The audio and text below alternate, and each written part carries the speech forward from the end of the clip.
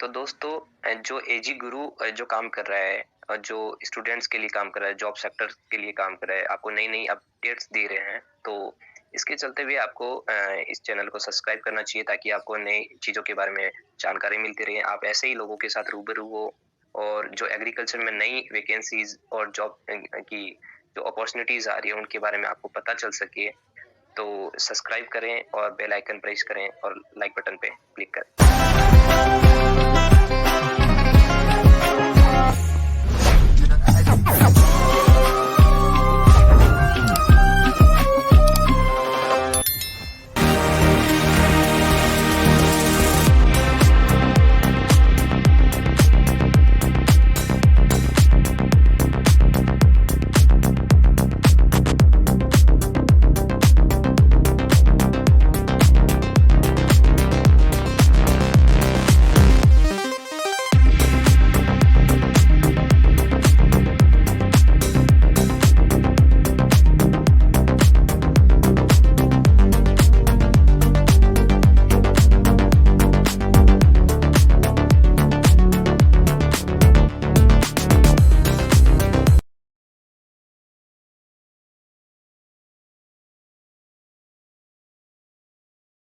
Hello दोस्तों, आप सबका स्वागत है आपके अपने एजुकेट चैनल में। मैं अंकित कुमार, इस चैनल का होस्ट और आप सबका दोस्त।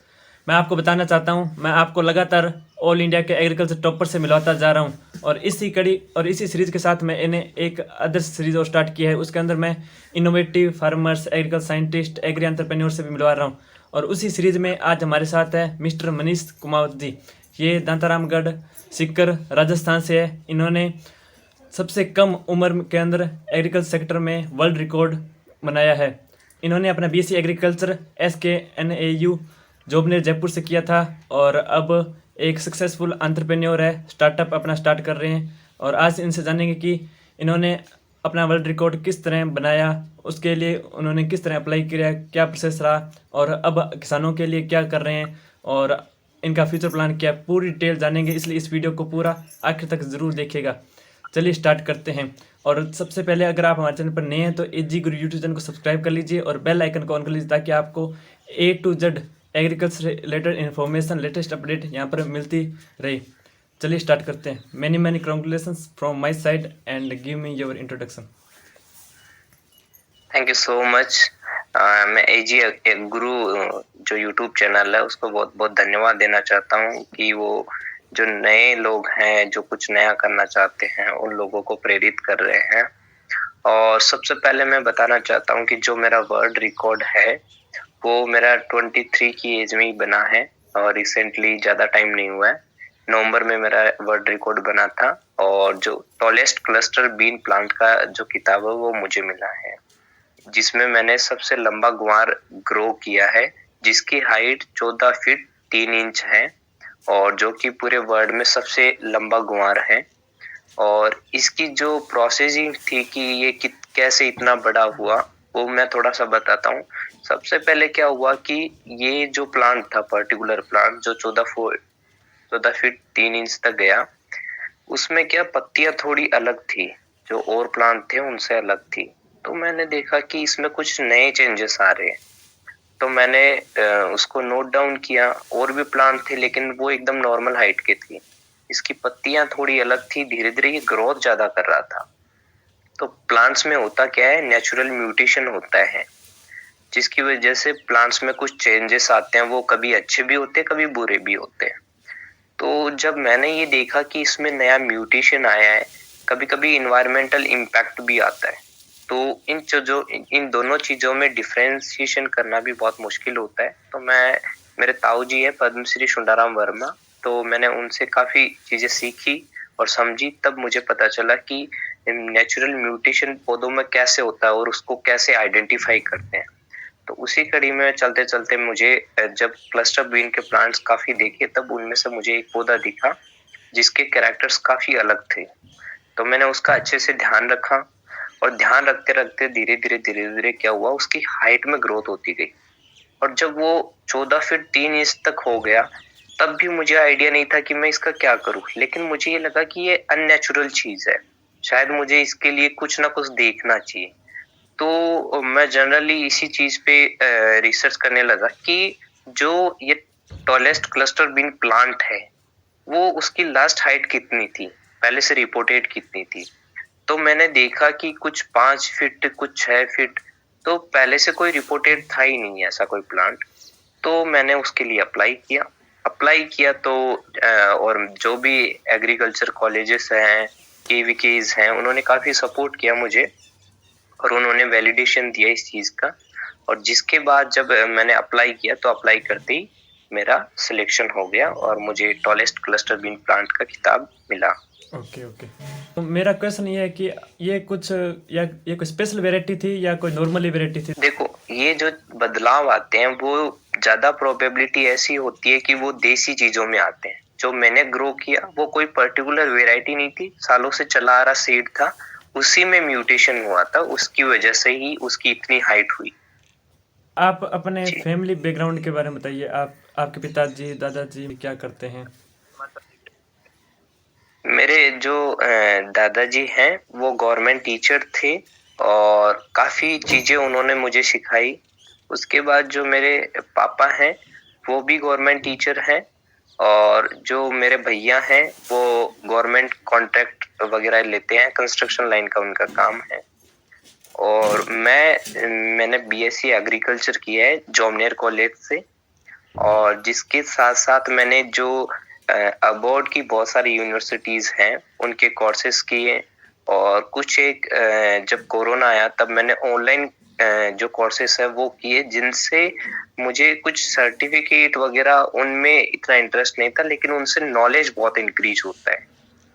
तो काफ़ी गवर्नमेंट के इनिशिएटिव है एनएसडीसी, ईडीएक्स, कॉर्सेरा ये ऐसी ऐप हैं जहाँ पे आपको बहुत सारे कोर्स मिलते हैं और आप अगर उनको लर्न करते हैं तो आप बहुत कुछ सीखते हैं। तो मैं सबसे यही कहना चाहूँगा जो एग्रीकल्चर यंगेस्ट स्टूडेंट वगैरह है, वो ऐसे ऐप्स का यूज़ ज़रूर करें। Okay okay. और आपके ताऊ जी श्री सुंदराराम जी भी पद्मश्री से सम्मानित है, और उनसे किस तरह प्रेरणा मिली? उन्होंने किस तरह हेल्प की?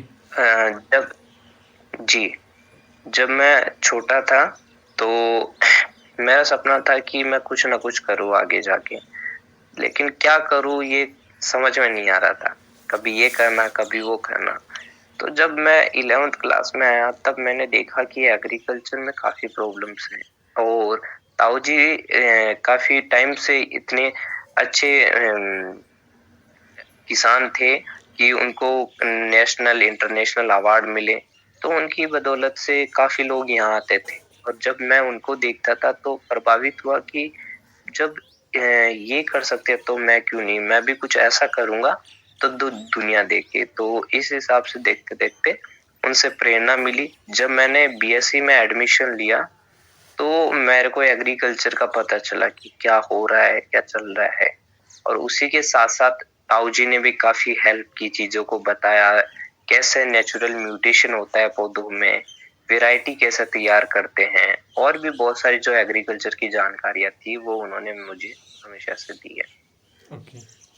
आपने 11th-12th किस सब्जेक्ट से किया था? एग्रीकल्चर बैकग्राउंड से थे क्या आप? नहीं, मैं एग्रीकल्चर बैकग्राउंड से बिल्कुल नहीं था। मैं मैथमेटिक्स का स्टूडेंट था, लेकिन एग्रीकल्चर में मुझे इंटरेस्ट आया कि शायद यही एक साइड है जिसमें इतना कॉम्पिटिशन नहीं है और काफ़ी अपॉर्च्युनिटी है। लेकिन अपॉर्च्युनिटी का मतलब सब ये समझते हैं कि जॉब सेक्टर, पर मेरा मानना ऐसा नहीं है। मैंने इसलिए चूज़ किया क्योंकि इस सेक्टर में इतना स्कोप है, आप बिज़नेस अगर देखें तो वो बहुत ज़्यादा है। अपनी जीडीपी में भी लगभग 20.2 के आसपास जो योगदान है जीवीए का, तो बहुत बड़ा सेक्टर है ये और इसमें लैक ऑफ इनोवेशन है, जिसकी वजह से यहाँ पे स्टार्टअप्स की और एंटरप्रेन्योर्स की काफ़ी ज़्यादा मात्रा में एग्जिस्ट कर सकते हैं लोग यहाँ पर। तो इसी को देखते हुए मैंने एग्रीकल्चर चूज़ किया। ओके। आपने तो वर्ल्ड रिकॉर्ड बना दिया वैसे, तो आप ये बताइए नॉर्मली कितना हाइट होता है ग्वार का? जो नॉर्मल हाइट होता है वो होता है लगभग ज़्यादा से ज़्यादा माना जाता है 6 फीट काफ़ी होता है। 6 फीट और लास्ट 7 फीट। जो गवर्नमेंट रिकॉर्ड के अनुसार है वो ये है कि उन्होंने बताया 2 से 3 मीटर जो होता है 9 फीट के आसपास, ये रिपोर्टेड है कि इतना मैक्सिमम हाइट इसकी इतनी होती है। ओके। तो आपने किस तरह वर्ल्ड रिकॉर्ड के लिए अप्लाई किया? आपको कितने महीने का टाइम लगा और क्या प्रोसेस रहती है अप्लाई करने की? देखो, अगर प्रोसेस की बात करें तो जितना गुहार लगाने में टाइम नहीं लगता उतना उसका वैलिडेशन करवाने में लगता है। तो सबसे मैं पहले बताता हूँ कि जो जितने भी वर्ल्ड रिकॉर्ड बनते हैं उनके लिए आपकी जो प्रोसेसिंग रहती है वो बहुत लेंथी रहती है। तो उसको हर कोई सर्वाइव नहीं करता, इसीलिए अपने राजस्थान वगैरह से काफी कम रिकॉर्ड्स बनाते हैं। उसका एक रीजन यही है कि जो ये पेपर वर्क है उसको कोई नहीं करना चाहता और ये इनका बहुत लेंथी प्रोसेस होता है। उसमें आपको पहले प्रपोजल देना पड़ता है कि आपकी क्या चीज है, फिर आपको वैलिडेशन करवाना पड़ता है। आप जिस सेक्टर से बिलोंग करते हो उसके हिसाब से आपकी गाइडलाइन वगैरह सब कुछ आती है कि आपको कैसे आपको वीडियो रिकॉर्ड करना है, कैसे उसका मेजरमेंट लेना है, सर्वेयर का आदमी होना वहाँ पे जरूरी है, और जो आपके एग्रीकल्चरिस्ट हैं, पर्टिकुलर ब्रीडिंग का आदमी है। तो मतलब जिस भी रिकॉर्ड के जो एक्सपर्टीज होते हैं और गजेटेड ऑफिसर्स होते हैं उनकी रिक्वायरमेंट्स होती है, जिसके चलते बहुत सारी प्रॉब्लम्स फेस करनी पड़ती हैं। और जब ये हो जाता है तो फिर आपको स्टाम्प वगैरह और बहुत सारी चीजें बनवानी पड़ती है, तब जाके आप अप्लाई करते हो। फिर अगर मान लो कि आपने अप्लाई किया और ऑलरेडी कोई दूसरे ने रिकॉर्ड बना रखा है तो आपका रिजेक्ट हो जाएगा। तो ऐसी बहुत सारी चीजें हैं।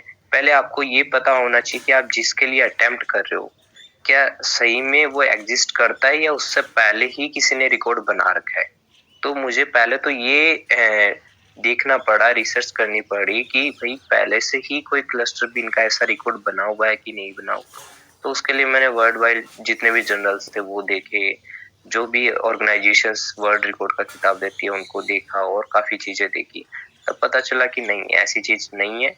तब जाके मैंने अप्लाई किया, प्रपोजल लिया और फिर बाद में वैलिडेशन करवाया, वेरीफाई करवाया। जितने भी केवीके कॉलेज और डब्ल्यू सुपरवाइजर और जो अपने जॉइंट डायरेक्टर हैं, ये सब का इन्वॉल्वमेंट होता है। इतना आसान नहीं होता वर्ल्ड रिकॉर्ड बनाना, आपको वैलिडेशन में बहुत प्रॉब्लम क्रिएट होती है। हो जाता है, काफी कोऑपरेटिव है अपने जो गवर्नमेंट डिपार्टमेंट्स के लोग हैं वो भी, लेकिन दिक्कत क्या आती है कि जो प्रोसेसिंग होती है ना उनकी, वो काफी लेंथी होती है। ओके। तो आपने पहले दिन से इसके लिए स्टार्ट किया था वैलिडेशन के लिए, तो और बाद में हुआ था आपका, तो कितने टाइम लगा था? आप डेज के अंदर बताइए, मिनिमम आपका 2 महीने 3 महीने कितना लगा था टाइम? देखो, जो world book of records London में जिसमें मैंने अप्लाई किया उसमें 3 महीने लगे, और मेरा गिनीज में भी चल रहा है उसमें लगभग 1 साल भी लग जाता है, कोई बड़ी बात नहीं है। और लिम्का बुक में भी मैंने अब अप्लाई किया है क्योंकि उसके फॉर्म अभी चल रहे हैं। तो ये जितने भी ऑर्गेनाइजेशंस हैं इनमें टाइम बहुत लगता है। तो वो पेशेंस आप में होना चाहिए अगर आपको सच में कुछ अलग करना है और या फिर आप करना चाहते हो। तो पेशेंस बहुत जरूरी है, ऐसे नहीं है हार्ड एंड फास्ट कि आपको आज अप्लाई किया कल आपके पास रिप्लाई आ जाएगा। इवन मेरे पास अगर मैं गिनीज में कुछ कंफ्यूजन हो गई तो एक रिप्लाई आने में, जब मैं उनको रिप्लाई करता हूँ तो 14 दिन बाद में मेरे पास रिप्लाई आता है। फिर अगर कोई क्वेरी आती है तो फिर वो 14 दिन के लिए गई। तो पिछले 4 महीने से मेरी तो क्वेरी चल रही है, कभी वो कुछ पूछते हैं फिर मैं रिप्लाई करता हूँ। तो स्टैंडर्ड प्रोसीजर है, इसलिए बहुत टाइम लगता है इन चीजों में, पर पेशेंस रखना पड़ता है। पर जो सक्सेस मिलती है और उसके बाद जो खुशी होती है उसका कोई ठिकाना नहीं रहता। फिर ओके। मेरा कहना है कि अगर आपके पास कुछ भी ऐसी चीज है तो आप गिनीज में भी जाइए और दूसरों में भी जाइए, लेकिन गिनीज से पहले आप दूसरों में जाइए। उसका रीजन ये है कि आपको इंस्टेंट मिल जाएगा कि आपको 2-3 महीने में सर्टिफिकेशन, हाँ या ना का जवाब वो आपको 2-3 महीने में दे देंगे। लेकिन अगर आप गिनीज में जाते हो तो 1 साल भी लग जाएगा, पर आपका ये कंफर्म नहीं होगा कि आपको मिलेगा कि नहीं मिलेगा। तो पहले बैकअप लेने के लिए आप दूसरे में अप्लाई कर दो, और गिनीज चाहिए तो गिनीज के लिए भी अप्लाई करके रखो, कोई प्रॉब्लम नहीं है, ऐसा कहीं रूल नहीं है। तो इस पूरी प्रोसेस में आपका कुछ रुपया लगा, मतलब कितना रुपया लग जाता है या फ्री प्रोसेस होता है ये? देखो, जो गिनीज है उसमें $5 रखते हैं जब आप नया टाइटल लेते हो। जब भी आप नया टाइटल उनको ऐड करवाते हो तो उसके $5 लगते हैं। बाद में जब बाकी सब कुछ चीजें फ्री ऑफ कॉस्ट होती है। और जो लिम्का बुक है ये फ्री ऑफ कॉस्ट ही होती है। अगर आप प्रायोरिटी एप्लीकेशन में जाते हो, प्रायोरिटी का मैं मतलब समझा देता हूँ कि जो मैं बता रहा हूँ ना, ये प्रोसेसिंग में इतना लंबा टाइम क्यों लगता है। ये इसीलिए लगता है अगर आप फ्री ऑफ कॉस्ट अगर करवाते हो तो। आप प्रायोरिटी एप्लीकेशन में क्या होता है, पेड सर्विस होती है। उसमें आपको जैसे गिनीज की 7-8 लाख होती है, औरों की और कम होती है। तो प्रायोरिटी में जाओगे तो आपको पैसे चार्ज करने पड़ते हैं, उनको पैसे देने पड़ते हैं। ये होता है, उसमें आपका जल्दी काम हो जाता है। ओके, तो अब फिलहाल आप क्या कर रहे हैं? आप कौन सा स्टार्टअप, क्या आपका स्टार्टअप आपका क्या काम करता है और किसानों के लिए क्या कर उसके रहे बारे हैं? में मैं बिल्कुल, बिल्कुल। मैं 2 चीज़ें बताता हूँ। एक तो मेरी कंपनी है इनोवेटिव फार्मर सीड नाम से, जिसमें हम जो देसी सीड है वो सेल करते हैं। और ऐसे देसी सीड जिनकी जो पैदावार है और रोग प्रतिरोधक क्षमता है, वो हाइब्रिड से काफ़ी ज़्यादा अच्छी है। जैसे कि हमारे पास जो गुआर है उनकी वैरायटी है, बाजरा है उसकी वैरायटी है, सरसों की हमारे पास वैरायटी है, देसी कॉटन की हमारे पास वैरायटी है और गेहूँ की हमारे पास वैरायटी है। तो ऐसे करके हम जितनी भी देसी वैरायटी है, हम क्या करना चाहते हैं, हम रिवॉल्यूशन लाना चाहते हैं वापस से। ऑर्गेनिक की तरफ बढ़े और जो अपनी ट्रेडिशनल चीज़ें चलती आ रही है, लोग उनकी तरफ आगे बढ़े। क्योंकि एक मेजर डिफरेंस मैं बताता हूँ, जो हाइब्रिड सीड है और देसी सीड में फ़र्क क्या होता है। जो देसी सीड है वो बहुत ज़्यादा न्यूट्रिशियस होते हैं, टेस्टी होते हैं और किसानों को हर साल परचेज़ नहीं करना पड़ता। और जो हाइब्रिड सीड है वो काफ़ी ज़्यादा महँगे होते हैं और अपने जो देसी सीड है वो काफ़ी हम कम कीमत में किसानों को देते हैं। तो ये हमारी वैराइटीज़ है और इसी के चलते हमें जो इंक्यूबेशन है उससे 25 लाख का ग्रांट मिल सकता है इसी स्टार्टअप पे। उनको हमारा आइडिया अच्छा लगा, तो अभी वो प्रोसेसिंग में है कि मिलेगा कि नहीं मिलेगा, वो जल्दी उसका भी आएगा। तो एक तो वो काम चल रहा है, दूसरा हमारा एनजीओ है, जिसके थ्रू हम प्लांटेशन करते हैं, ऑर्गेनिक फार्मिंग को प्रमोट करते हैं। और एक हमारा इनिशिएटिव है filling the gap between farmers and expertise. ये अगर किसी फार्मर को किसी चीज की जरूरत है तो उसका एक एक्सपर्टीज से कांटेक्ट करवाने का काम। उनको कोई भी मदद चाहिए किसी भी तरह की, ये चीजें इन्वायरमेंट से रिलेटेड हम काम कर रहे हैं। और जो स्टार्टअप है, मेनली हम स्टार्टअप पे फोकस्ड हैं। अगर किसी ने कुछ भी नया किया है, नवाचार इनोवेशन कुछ भी किया है, हम उसको हैंड होल्डिंग सपोर्टिंग देते हैं। हम उनकी जो भी रिक्वायरमेंट्स होती हैं, गवर्नमेंट ग्रांट्स के लिए 25 लाख रुपए जो मिलते हैं गवर्नमेंट से। और ये जो ग्रांट है वो कोई एज ए लोन नहीं है, ये ग्रांट है, एक अनुदान है कि गवर्नमेंट आपसे वापस नहीं लेगी। आपका स्टार्टअप उनको अच्छा लगा इसलिए आपको बढ़ावा देने के लिए वो 25 लाख रुपए स्टार्टिंग फेज में आपको दे रही है, ताकि आप अपना बिजनेस रन कर सको।